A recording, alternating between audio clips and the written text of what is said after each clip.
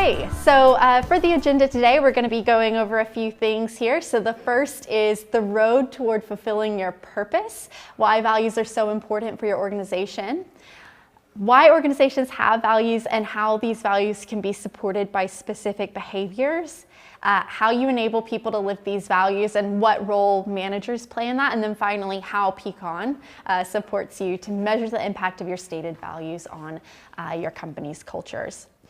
So to get us started off, our day-to-day lives, we're always using our values to make decisions, prioritize, choose our paths, and often the values that are underlying our decisions and motivations aren't actually conscious. We may not be aware that our values are driving our decisions, rather. And this is an important consideration when talking about values, because every person brings their own individual values to work with them every day. So I thought it'd be interesting for us to open up by telling our audience what our own personal values are. So I'll start. I'm Lizzie. I am a customer success manager here at Peakon. And one of my personal values, well, I've cheated, I've actually done 2 personal values. And I wish they were a little bit more altruistic, but there we go. One of them is independence. So I'm very independent. I've always liked sort of making my own decision. But to balance that out, teamwork is also a very important value to me. So, I do like to bounce ideas off of my teammates and as my clients as well. And that kind of balances out my independence. So those are mine. Ennis? Awesome. Sounds exactly like you, Lizzie, actually. So having worked with you for a while now, that makes a lot of sense. Independence and teamwork, it's almost like 2 sides of a coin. Yeah. So hi everyone, my name's Ennis Reid. I look after learning and development for an organisation currently called Old Mutual Wealth, and we're on a journey actually, so hopefully we'll talk about the journey that we're on and why values are an important part of that, to becoming something else other than what we currently are right now. So back to me for a second and my personal values. I'm going to, like you, use 2. One of my personal values is friends and family, and they play a huge part in my life, how I make decisions, the things that I get involved in, and the way that I behave. I think at the front for if I do this, how will certain family member feel, etc., or a friend feel. So they're probably the forefront of everything that I do and I really value. The second piece, which probably manifests itself more to everyone who gets to work with me, is adventure. So my second value is adventure.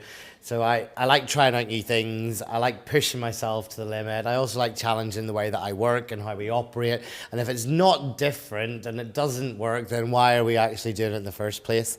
And that might say a lot about the journey that we're on and some of the examples I share today. But hopefully that sounds a bit like Ennis, because I've worked with you both now for a while, so that's good. Yes, check and check. Check and check. Thanks, Lizzie. You're welcome. Joy. Thanks, Ennis. It certainly does sound like you.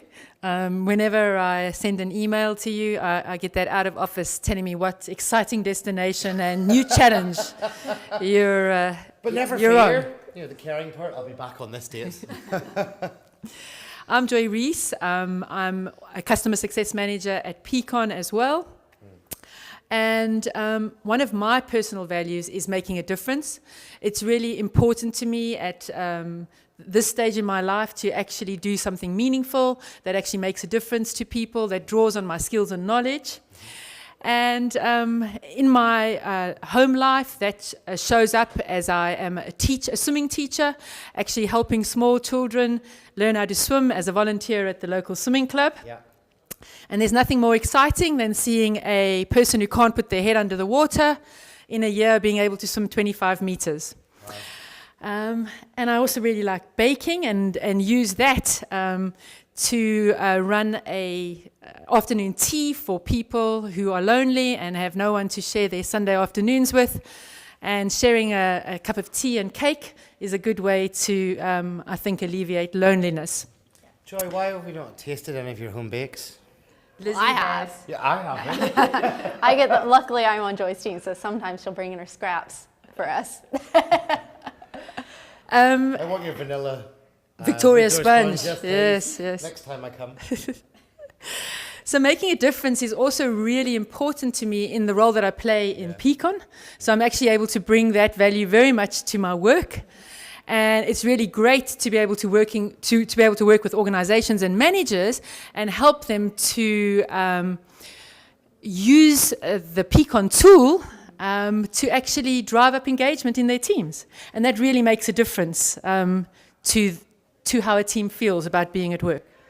Great. All right, so now that we've kind of talked about our own personal values, we know that not only people, but organizations as well have values that are important to them.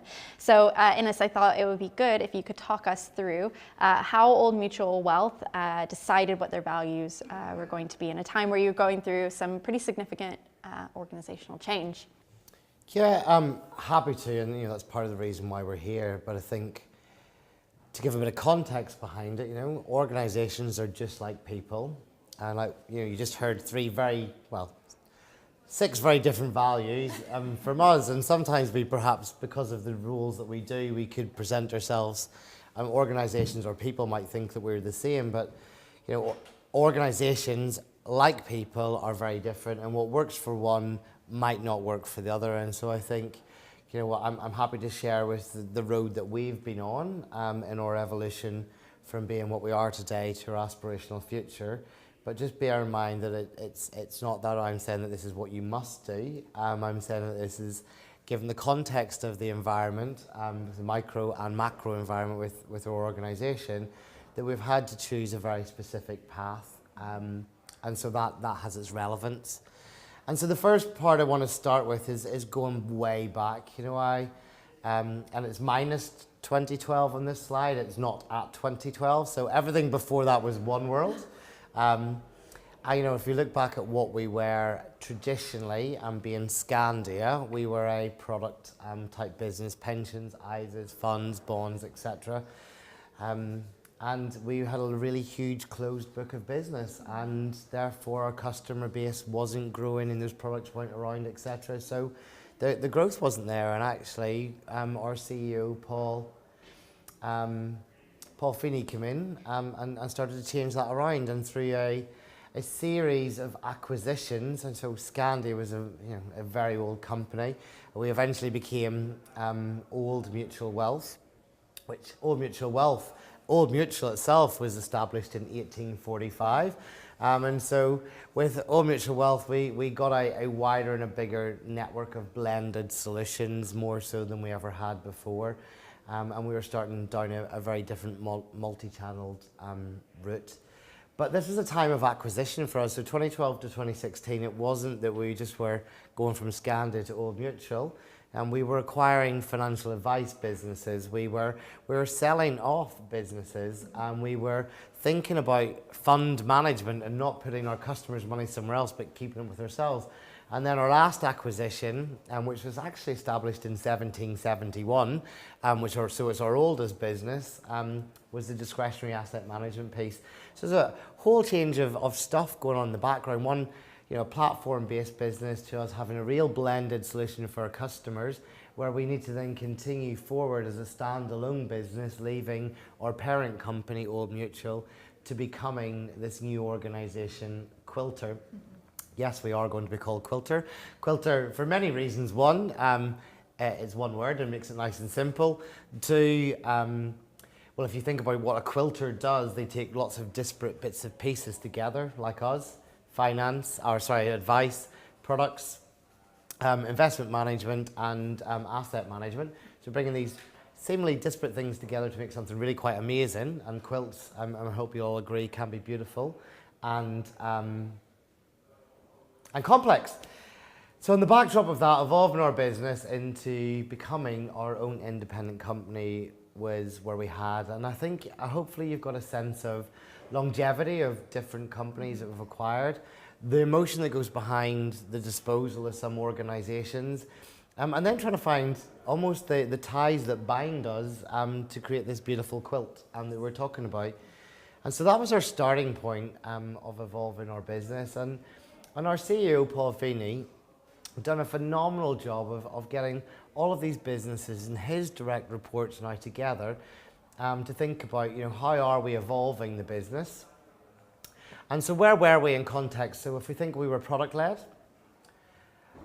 or process-led as the starting point, and we needed to modernise. So the acquisitions that helped us to do that. We then moved on to thinking about where we're currently at right now, which is in this sort of talent-led space. So where people and culture are what we're hoping and know and are feeling confident will make us that market differentiator. And to our aspirational future then is around being customer-led. So we've gone through a process to talent to customer, and we're in that process of thinking about talent. We've moved beyond products and processes and becoming something something different. But that still hasn't unified us, even though that's the look we're looking at. We need real direction of we're also different, so how do we become the same? I think on the next slide, Paul Feeney eloquently describes our businesses, I think, and he's taken us on this journey from process and product to customer-led. But he says that we're a unique investment and advice and wealth management firm with a clear purpose to create prosperity for the generations of today and tomorrow. I'm not going to read the rest of the statement, I just want to focus on one of those words there. What unites such different parts of our business is the word prosperity. And I think that was the backdrop to us then defining our values. It's a big aspiration, actually, Yes. you know, when you bring something together. So what role do you play in the communities that you serve? And the answer is prosperity. So we don't have all the answers. Actually, you know what, we've got 4,500 employees that work for us, and perhaps they have. And so we long before our Peakon days, embraced a piece of technology or a technological format to really to run something called online jamming. So it's a bit like this show, actually, where we're having a conversation, people are type talking, they're listening in, but during these online jamming sessions we were asking questions, we were gauging feelings, we were using images and pictures, and people were inputting comments and giving us verbatim. And from that we got a huge amount of data. Yeah. Because we know that this is our current reality and our aspirational future, so how do we get there? And our people were really clear, but we wanted to really simplify that, and so there was loads of listening to the context of what was saying. We bubbled up and we worked out and we challenged and we questioned across a whole load of cultural leads to come up with our values. Some of the things in the mix were values like edgy or defiant, and I was like, yes, I would like to work for an organisation that is all of those things. But remember, I said organisational context is important, and we are, we have 17 different financial regulators. In the UK, specifically the Financial Conduct Authority and the Prudential, So they wouldn't have gone for it. But, you know, it was about listening to what our people were talking about, it's this road, I think, and Joy, you and I have had many conversations about it, about how we get from our current reality to our aspirational future. And so our people defined that road. And you can see them on here, and we will talk about them. And I think it's important to remember the context of the word, perhaps not what it actually means. But pioneering, so pioneering by doing the right thing for the customer. Dependable about, you know, people give us their money, don't they, at the end of the day? And then stronger together, you know, taking people on that wealth journey and connecting all the parts, I think is the essence of what those values are about.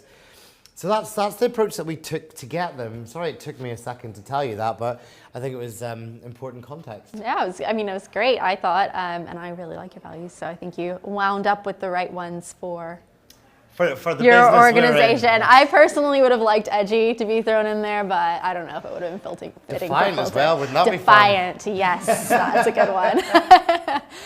Joy, what are your thoughts on all of this? Thank you, Lizzie. Ennis, it was really interesting listening, and I was just wondering, a quick question from my side, is how many people were actually involved? You know, what percentage? I was wondering that exact same thing. What percentage of people were involved in these jamming sessions? Putting you on the spot. So we wanted at least about a 10% representation. Statistically, that's a good mix and a balance, but that 10% we wanted across all of our business lines, but also on the hierarchy. And actually, more or less, we hit that target. I think we'd invited 20% of the organisation to participate. because we were not necessarily selective, but we wanted to make sure we got the right breadth and depth across there. And more or less, some parts of our business or some levels were around 7%, and some were slightly above, but more or less we had 10% representation. And that's a lot of data when you think, It's huge. You've got It's huge. 4,500 employees, so 450 people giving you loads and loads and loads of information. So the challenge then was making sense of that. Yep. So yeah, good. Thank you. It was really interesting listening to you, because what came out so clearly for me is that values are not just something that's a nice to have in an organization. They're not just something that you decide, oh, I think I'll just add these on because all good organizations have them. They really are there to support, I think, what you've called the aspirational future. And what other organizations may call their mission or their vision, really to support the strategy of where you're going. They're not just an isolated couple of nice words. No, I think it's the compass, isn't it? It's the direction you're going in, and as long as you stick on that path, then you're not really going to get lost, and if you stick true to it. So I think, yeah, prosperity is a big aspirational word, and we need to know we're on the right path. Yep. So I thought it would just be interesting to tell the Peakon story, because it's a very different industry and situation, because a couple of years ago, three to 4 years ago, Peakon didn't exist. So this is a company that's really starting from scratch. And it's interesting that very early on in the history of Peakon, there was a decision that values, what are called guiding principles in Peakon, should be established.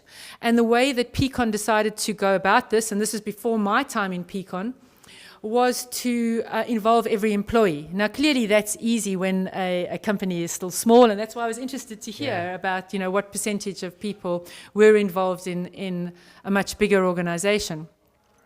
And so at Peakon, at the time, everybody was involved in actually formulating what were going to be the guiding principles that would drive Peakon towards its goal of enabling everyone in the organization to reach their full potential. So that's sort of the Peakon version of prosperity in a way. Yeah, it is. Yep. And so the Peakon 3 guiding principles are elevate people, drive change, and valued partner. And it's really interesting, if we look at the next slide, to see how these fit in to everything else at Peakon. Because guiding principles are not these things that just stand on the edge by themselves.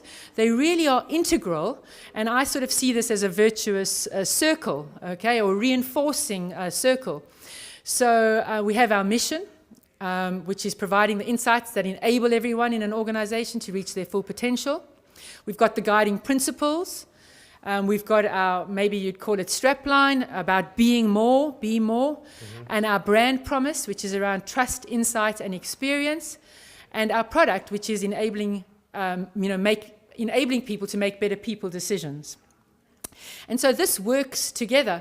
I've been in another organization which had a different visual representation. I was sharing this with Lizzie and Ennis earlier, called a dagwood, which seems to be a South African word for a very thick sandwich. And what's interesting in the dagwood is that the values of this organization were at the bottom, actually providing the foundation for everything up to the strategic intent of the organization. Sure. Okay. I just think that it's important just to look at the intersection of organizational and personal values, because we started off by talking about our personal values and how we bring those to work every day. And it's interesting that when a person these days is looking for new employment, one of the things that they might well do is go to a website, the organization's website, and actually look for the values that are stated by the organization. I think it's become certainly a millennial trait to actually go and see, what does this organization stand for? What's important to them? How are they going to go about doing things? And so you could have a person who has honesty as one of their personal values, being really attracted to an organization that maybe has integrity as one of its values. Absolutely. And then going into that organization, and they'll be looking for the reinforcements around that value. So when they see managers, other staff members doing things that are show integrity, it'll reinforce that they've chosen the right place. Whereas if they find themselves suddenly in an organization which is corrupt or actually having unethical decisions, then quite potentially they may choose to leave. So I think these days values are becoming an important way that people choose where to work. Yeah, no, I agree. And often people move on if there's a mismatch between what you hold important to yourself and vice versa. Often it's what keeps people, because you buy into it. There was an organisation that I previously worked to that had a really bold statement, and actually I'm not going to share it with you now, but it was really personal. It was about saving lives was the context of it. It's really easy to buy into it, but everything else that happened didn't reflect what was going on in that business, which was really unfortunate. And so it wasn't the place for me personally to be. There's a mismatch between what you aspire to be and actually how it manifested itself below. So it's really important, I think. And that kind of leads me on to my next point, actually, Ennis. So thank you very much for that. You're welcome. It's like we set that up. Yeah. So we kind of talked about that we all agree that values definitely support the mission and purpose of the organization. And here at Peakon, I know every single person in this building would be able to tell you, our 3 values are elevate people, drive change, valued partner. How do you actually get employees to buy into that, though? Because they're very different things, being able to spout something off and really feeling connected to something, because values, like we said, they kind of tend to be like these lofty things that people can aspire to, but they don't actually know how to buy into them. So will I take that first, Joy? Well, I think you go back to, remember, we're not trying to create robots here, and actually our role from an HR perspective or a manager or leader perspective is about inspiring people in order to feel that they've got autonomy and permission to do the right thing for our customers. So I think being prescriptive is perhaps a thing of the past, and actually the future is about boundaries, if that makes sense. And what I would expect is if your value set being prescriptive, we always think about the people context, but actually how do we do it internally was really the question I was firstly hearing, and then how does that manifest itself? So I have mentioned, and I think up on the slide here, we've got sort of the L&D strategy up here. This is not a session about L&D, but what I want to say, no matter what your strategy is and how you want, or what you want to do, actually right at the very bottom you can see on our strategy deck is about culture and values. So everything that the way that we operate, the way that we do performance, the way that we think about engagement and inclusion, talent and succession, development, interventions and governance, you should definitely be aligned to the values. That's just the frameworks in which we operate, because culture and values underpin themselves. So let's not read the L&D strategy. Let's move on. I think that was just to signify that it has an overarching and a solid purpose in there. But I think having worked in the world of HR for a while, and we'll come back to this slide in a second, and many organisations, is that there's a number of approaches. You can take the soft, you can take the hard approach. I think everybody on here, I'm sure, have experienced being part of an acquisition where you get bought up and you've got a new organisation which has acquired you, and they put their value set onto you, and it's almost things are done to you, aren't they? Or there is the ability to grow organically and sort of take the soft road approach. And so some things work for some organisations and not in others, because as managers and leaders and HR professionals, or whatever role that you play in developing a culture in an organisation, we've got a toolkit. And I often think we've got almost a Bob the Builder toolkit, which has got a spanner, a hammer, a screwdriver, whatever it might be. And sometimes the job needs a mallet and you've taken out a wrench. And it's okay to put that wrench back away again and change the tool. So our role is about enabling that autonomy, and the soft approach is the one that I'm going to sort of talk about. And hopefully you've got that indication of what's just happened. We used online jamming sessions to help us define what those values were. But then there was no big show. There wasn't a ta-da fanfare and we're forcing it down your throat. From all of those comments that we've got in the background, we've got an indication. I think if we get the slide up now, we started to develop some behavioural indicators that, and I use that word indicator quite purposely because we don't want robots. We want people to feel empowered and have autonomy and to do the right thing for our customer and feel they've got permission to do so, but understand and be supportive of our direction of travel towards our purpose. And so from that, we've given example indicators at sort of core employee level, the people who are at the coalface, making decisions, interacting with advisors or product developers or whoever it might be. And then we've got our leadership behaviours. So those are responsible for those teams or those business areas in there. And so they're indicative, only indicative. And so in the background, but without even presenting this, and this is perhaps comes on to another question later on, but we start to, knowing and having awareness of what they're around, start to develop or align our development programs or our learning modules or communications are value aligned. Actually, one of the first things we did do, so decision making is, we've mapped various different values and leadership programs into the 3 values, but that's been very soft. There's been no jazz hands, and communications are around the values. But one of the first things we've done once we had our new values was we found you guys using our values as a decision making tool.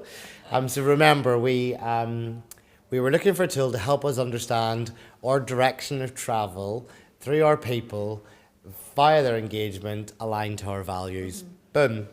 Usual RFP process. We work in procurement, we work in financial services, so our procurement process are quite robust, to say the least. Anyway, so we were looking for, remember, pioneering, dependable and stronger together. So why did we fall in love with you guys? I think it was Valentine's Day a couple of years ago, or last 20... How romantic. Yeah, I know it was. You weren't there.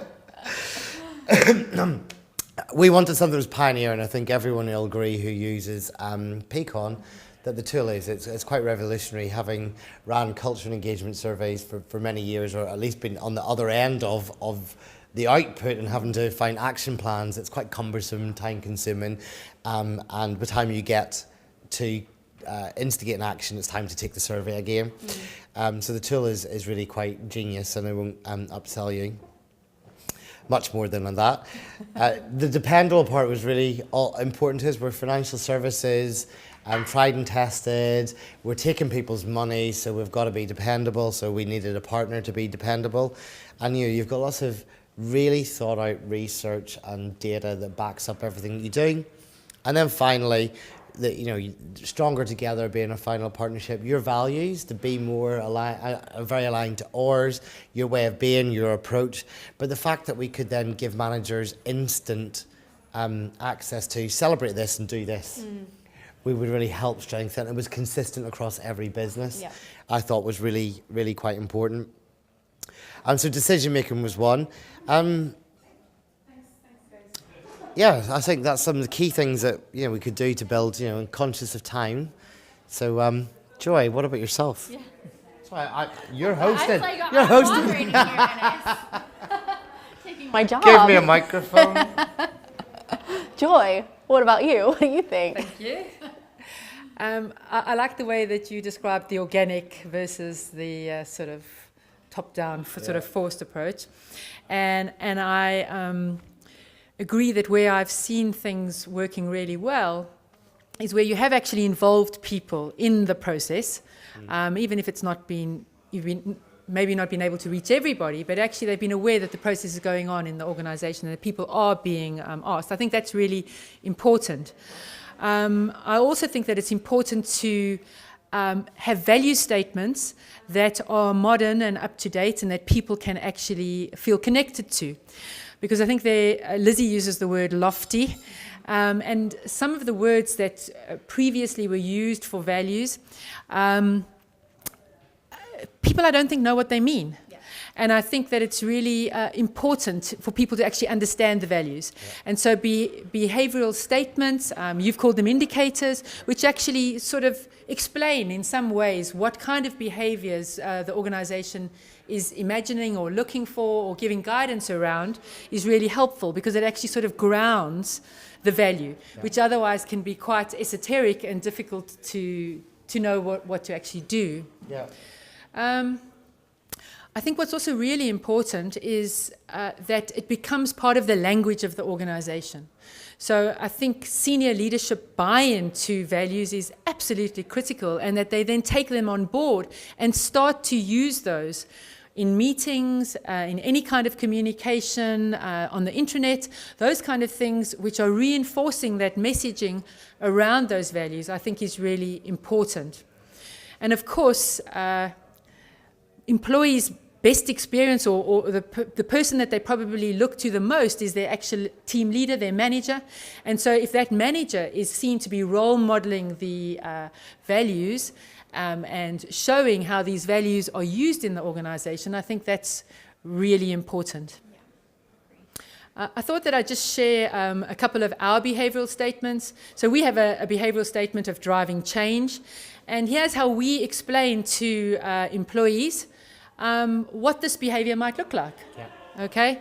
And just to read one of them, and I think this echoes what you were saying just a few minutes ago, Ennis, is actually take the initiative to provide suggestions. Don't actually wait for anyone else to tell you what to do. You are empowered to take the initiative. Mm-hmm. So, and I think that, talks to that autonomy and actually doing the best for the customer in the way that any employee can if they're interacting directly with customers. Yeah, I thought you brought up some really good points there. And one thing that popped into my mind was, in Peakon, we work with tons of clients, and they all have sort of ideas about what they would want to go into the product, features that they'd like to see. And the way that we make a lot of those decisions about what is going into the product is, does it align to our values? Is it going to drive change within organizations, et cetera?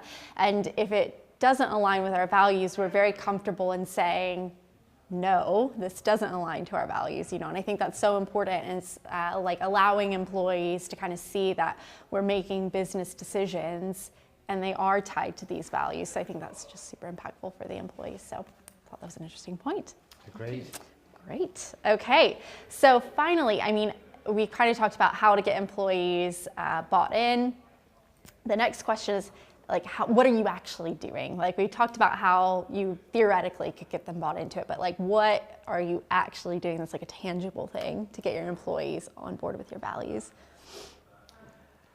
I think that's the question. Again, how long is this piece of string? And I think if, well, I'll tell you some of the stuff, but ultimately it's really got to be, I think, for us and our organisation, the volume of change that we're going through, it's an evolution, not a revolution, is definitely key. And I think in the context, and I've said this a few times, so those of you who have heard it, we're going from living at the bank of mum and dad, can I borrow a tenner, and how do I do a whitewash, and how do I boil an egg? And all of that stuff is actually done for you. You're moving into halls of residence, and actually, you need to speed dial to dad's wallet or mum's life skills, through to very soon that actually we're not going to have anybody to lend us a tenner or tell us how to just be. It's going to be ourselves. And so for our employees as well, we have to allow them to be themselves, because if you can bring yourself to work when you best possibly can, then we need to help them to understand how they can be most themselves in context of the organisation. And so there's some hard wiring actually which can be supportive of that. So if we think about how we, in the HR cycle, talk about objectives and objective settings, and I think, historically, and this is going to resonate with everyone probably on here, but that we set objectives around the what and the how. Yeah. And so we've enabled that, and that's, for us, actually quite a new way of being, that we are setting objectives in around what and how we do things, which is a hardwiring. By having those conversations about how you've done it and providing mechanisms in order to get feedback about how you've done, because let's face it, you can always get numbers on your KPIs and it's really easy, and lots of the jobs that we do have an indicative number or a measurement aspect to it, whereas the how piece often doesn't. And so providing tools that allow people to get good feedback actually about what they're doing well and how well they're aligned to it is quite useful. So one of the things that we have recently launched in our business, and you know it's far from the finished product, is this feedback hub where people can request feedback, give feedback and view feedback. So this isn't a 360 actually. I think if you go through the front end portal, you can see we've got 3 values up there plus customer, because everything we should do should be through the lens of the customer. And we're allowing people to either ask for feedback from individuals, like I've just done a piece of work for you, can you give me feedback? Tell me what I've done well, tell me what I can do to be even more brilliant, and tell me what impact or outcome it's had for the customer. And so through this as well, people are starting to get recognised. So what we're looking to do is recognise when the behaviour shows itself up on quite a regular basis, as opposed to waiting for a cultural survey or without inundating people with 360 feedback tools. We have one of those built. But you know, we're not ready for it right now. So you think even if we piloted a 360 feedback tool in our business with, you know, we're asking really specific questions around the behavioural indicators, you're giving some numbers. In order for me to get a good result, I'm going to ask 20 people and hope to get 10 back. So even if I'm asking 100 people, that's 400 times 10. You know, and we're busy and we're going through a massive amount of change. So we have, you know, tools like this could be really beneficial in the future, particularly if you're going to go into a leadership program or an assessment one. But right now it's about instant recognition and people seeing them in their day-to-day piece and then fitting that into our reward cycle. But one of the other key things which is really important, and we mentioned finding you guys by using a decision-making process, is about having the senior leaders that are out there in our business showing that everything that we were doing and the decisions that they're making, where the budget goes, how we organise things, how the products are designed, the markets that we're trying to touch in, that they are role modelling, that they are pioneering, dependable and stronger together. And when they communicate those decisions, they also should talk about through the lens of why they do that. You know, our CEO and our CFO have recently been out in the market. We are about to list as an organisation, and so we've been doing lots of talk to analysts about who we are in the marketplace. And even though we haven't specifically called out the value set, we've structured the way that we present it about why us and why are we, as Quilter in the new world, going to be good for our customers. And I think as we move into that, we'll very much form our websites and public-facing stuff. So, and I want to I will share with you some numbers in this little bit second, but future things that we potentially could do to, as well as the 360 tool, is looking at rewards. So, you know, rewards within business lines, but then pan-organisation about how people have been pioneering, dependable and strong together. Perhaps hearing some of our customer stories and communicating them out about how our products and our services have been that for them. It's all baby steps. The communities we serve and the charities that we support through our foundation, that we make our decisions on how we reach out to the wider communities through those lenses, and being really transparent across there is really useful. So we're on a journey. It is an aspiration. We're playing around with things, and actually in the chat talk, I would really love to hear what anyone else has done to try and implement values. But Joy, over to you. I thought that I could share one of the things that we do at Peakon, which is in a way similar to, Ennis, what you've been talking about as well, but maybe done in a less technological solution. And I think it's also powerful because we have what we call ways of being cards for each of the guiding principles and each of the behaviours which underpin those. And these are available to all our employees. And if they see somebody doing one of these behaviors, they actually catch somebody who's maybe helped them, or they've heard them on the phone to a customer, explaining something, driving change, then it's just a second or two to actually write out what they've seen on the behavior, on the matching behavior, okay? And to give that to the person. So the person actually gets a physical card, and then it's usually shared on our Slack channel as well, so that actually other people in the organization can see that this person is being recognized for showing this values-aligned behavior. Love it. And really personal as well, so yeah. Humanizing your strategy, that's really, really personal, and actually the art of giving somebody a card or a it's old school, but how retro. Yeah, I think what's also great about it is that it's every employee is equal in this process. So these can be given from anybody to anybody. Yeah. So I think it's a really a great way to show people and to recognize these values being actually lived in action, because then people get an idea and it spreads. It means that every employee can role model the behavior. Love it. And I also echo what you say about language being used by senior leaders. Yeah. So I think that is so important. And I think it's probably also important to realize that at a certain point, an organization might need to relook its values. In fact, it's certain. Great. So in the sake of time, like Ennis said, we would love to hear what you're doing within your organizations. If you want to put them in the chat, that would be great. So for the next part of the webinar, I'm going to quickly talk you through our values functionality, and then Ennis is going to talk through it, how they use it in practice within Old Mutual. So kind of giving you the context, otherwise you wouldn't really understand what he was talking about.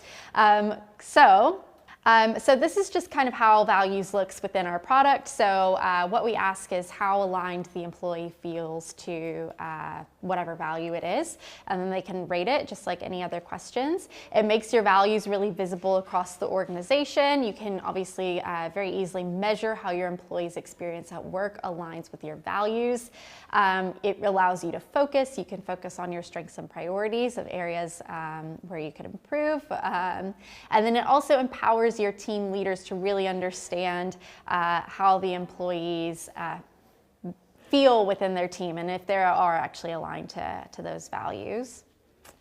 And then off the back of that, you can really easily address those values. So we've got a feature called Topics. It works with values as well. So it pulls out those keywords or phrases that your employees are using really regularly when talking about the values. You can address the feedback that they're giving by using our Conversation and Acknowledge features, which really kind of create that open dialogue. And then you can obviously monitor how your values are trending along the way. We've got trend lines throughout the platform. If you're a client, then you've probably seen these. So you can see how, employees are feeling about the values kind of as you go through, maybe periods of prosperity or periods of turmoil or, whatever. So that's values. So Ennis, it would be great if you could kind of help us understand how Peakon has helped you understand your values. So let's go right back to the start of the journey. We've got a big aspiration to enable prosperity. Our people told us that we do that through pioneering, dependable and stronger together. For some reason, the animation on this slide isn't showing up, but the moment we had defined our value set, we quite quickly got around to finding an organisation who would help us measure them, because remember, we were quite clear that our values are our road and our railway line towards our aspirational future. And you built that aspect for us, so that was very amazing of you to help us to do that. So I think we went live with our first cultural survey back in June 2019. Yes. Goodness, 2017. We went through with our first survey in the future. Yeah, we did, 2017. Actually, so that was a year ago, actually, we went live. And back then, remember, soft launch, organisational context. We are moving from a process-led through to a talent-led with an aspirational future of being customer-led. And so if I'm using the ENPS metrics, so that's, that scale, rating scale, for those of you who are not familiar with it, goes from -100 to +100. I remember working in organisations where we had a 0 party because we'd got to anything above 0 in NPS or ENPS is considered to be positive. So a year ago, we had done a soft launch. We knew that values were going to take us an aspirational future. We were at -24. Our next pulse ran in December 2017, and we were at -14. And then in our previous pulse, in March 2018, we came up with a 0. So what does that tell us actually as an organisation? Well, it tells us that we're on the right path, that people are truly aligned into our purpose and that think that we are doing, and these behaviours pioneered, so the values which have indicative behaviours behind them, that they're starting to manifest themselves more and more every day in our world. And so in essence, that should technically give our people confidence, but also our investors confidence, and ultimately our customers confidence that we're going to do the right thing, and we're on that right road towards enabling prosperity.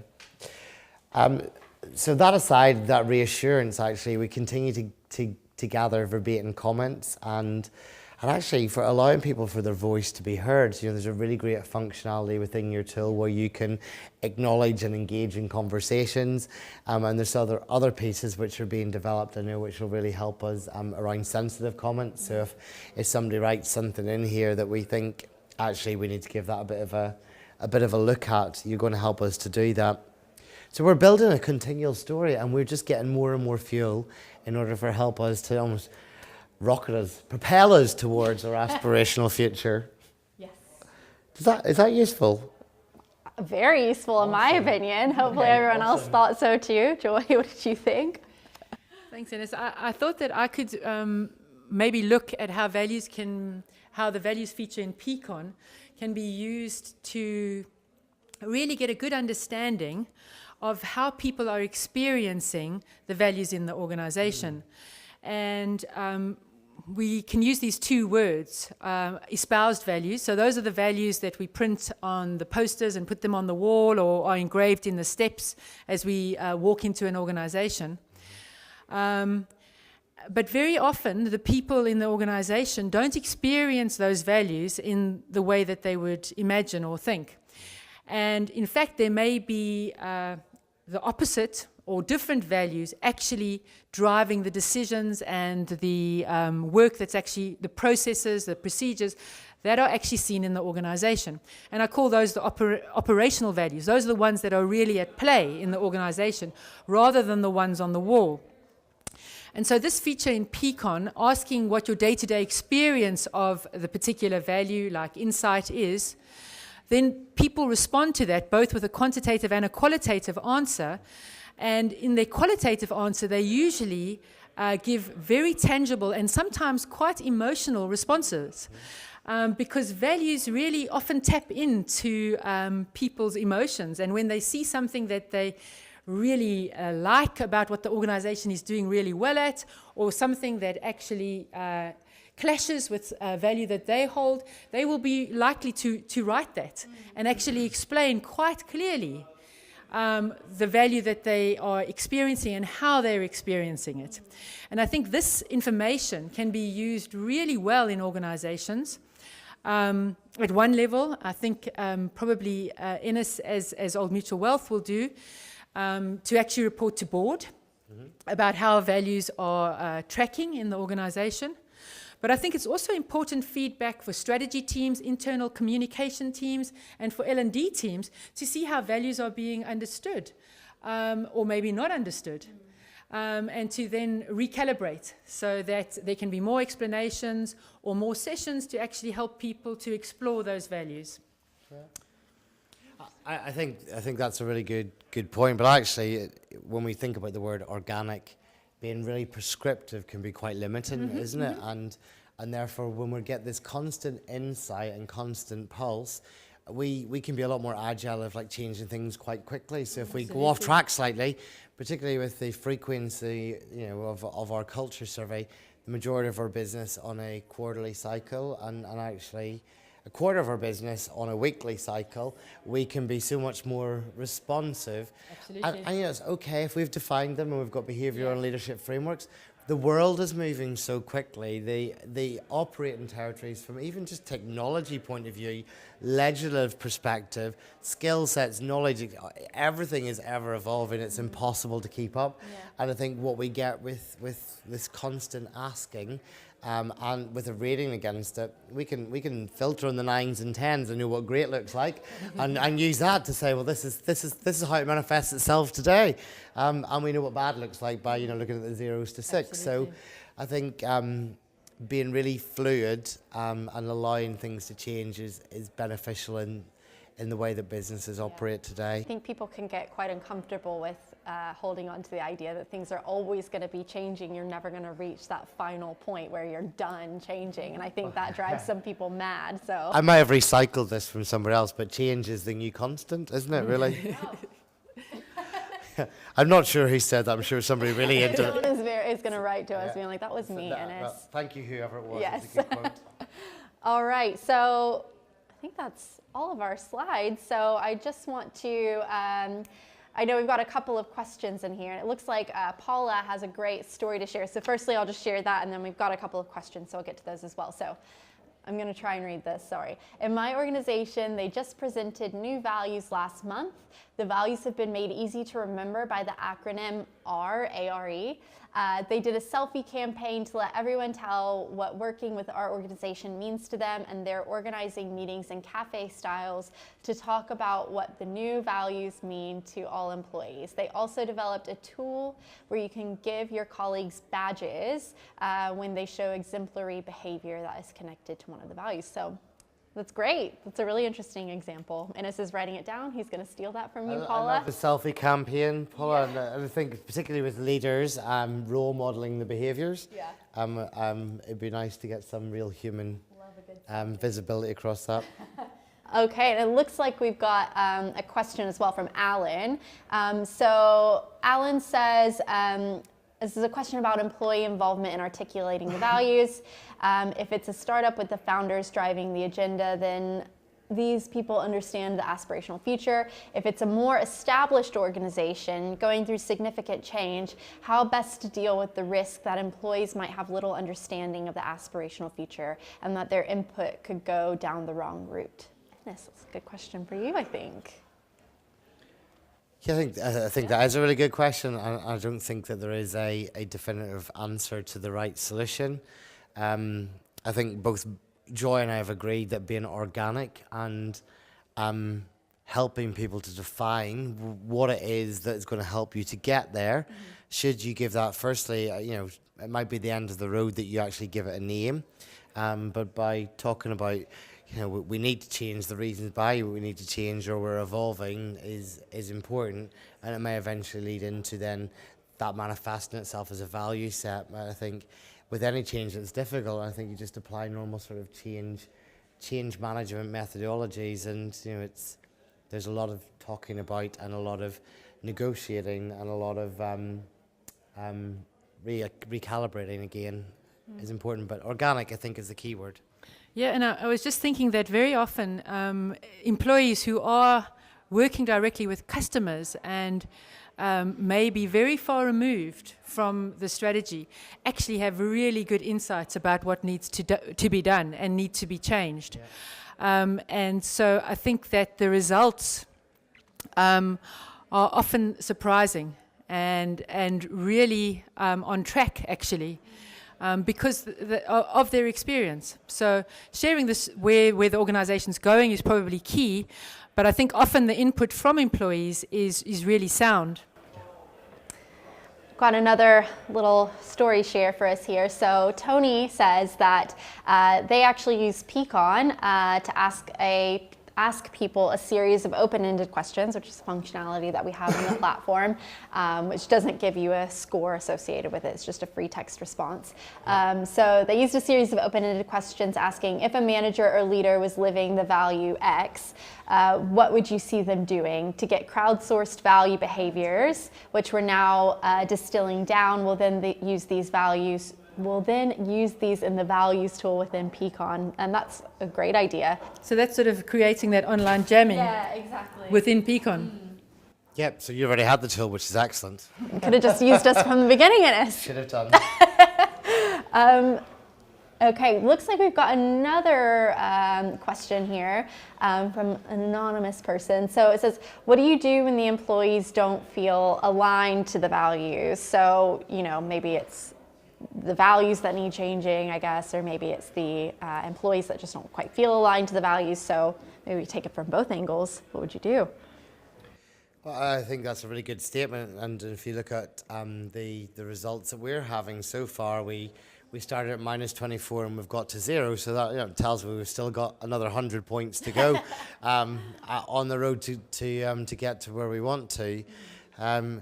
So the organic piece is one piece, but actually not being dictatorial in around what they mean. I think, depending on the job that you do, the role that you play, we know that everything I do in some way needs to be pioneering, it needs to be dependable, and it needs to be stronger together. And that will mean different things at different levels and different roles in different sectors of our business. And so I think, that a manager has as a role, particularly around the hardwiring piece, to talk about what is it you do and how can you do it, and actually perhaps some of the development that people get, because often it's just about understanding and connecting, isn't it? And sometimes you just, in my experiences of people who say, and we're looking at culture results, and people, for example, I had a senior leader say to me, well, I'm not responsible for the business strategy, that's the CEO's, therefore how am I going to influence that score going forward? He obviously needs to clearly communicate it more. And interestingly, have you had a discussion about what the strategy and what it means to those individuals in your team on a one-to-one basis? And sometimes that can be, I know it's not the only answer and we are very short of time and we could talk about this all day, but I think dialogue is key. Yeah, funny enough, but dialogue was what I was going to pick up on as well. And so if you have employees where you're picking up that they're not aligned to the values, and you may well do that through using Peakon values, where you've got a higher number of detractors maybe than promoters, then you can engage in the dialogue using the conversation to actually dig deeper, to understand more about their experience of the organization and where it is that they're finding a blocker to being aligned. So I think using the conversation and actually discussing this more transparently and openly in team meetings, because values are emotional things. And the way that we started this webinar, I think, is a way that you could start a team meeting to actually start to get people to tap into their own values and to see how that actually shows up in their daily living. And then maybe to move to the organization so that they can think about the organization in maybe the same way that they think about themselves and how they show up at work and in their family and home. Yeah. Well, this has been a very interesting discussion. I'm going to put you all on the spot one last time. Could I have a closing word from today's session? Who wants to take that first? Your key takeaway from today's session.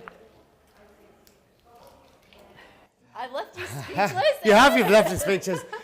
No, I think, we are on a journey and we're learning every day as we go, and, any insights or anything that please, guys, share, and use Peakon to help us facilitate those learnings from each other. I think we all probably have the same aspirations in mind, that we want to make our place a great place to work,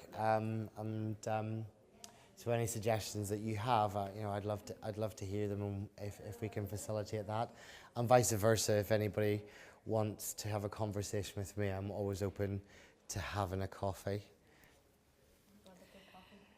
I think that from my side, probably the most powerful thing around values is getting everybody to buy into them and live them, so that every employee in the organization becomes a role model for how the values are being lived and showing them up in action. So if you can get everybody involved, I think that's really important, and that's where managers are so key. Yeah, I would echo that point as well. I think it's very important to show people within the organization that the values are important. They're not just these sort of like lofty words that we spit out because we have to have them. They are key to the organization and moving forward. So great. So Petros will send you the webinar recording in the following days. I hope you found this useful, and thank you so much for joining us. If you have any questions, please feel free to send them through to any of us, and we'll be happy to get back together, or back with you, trying to say, tongue-tied. Great. Thank you, everyone. Thanks, everyone. Bye-bye. Bye.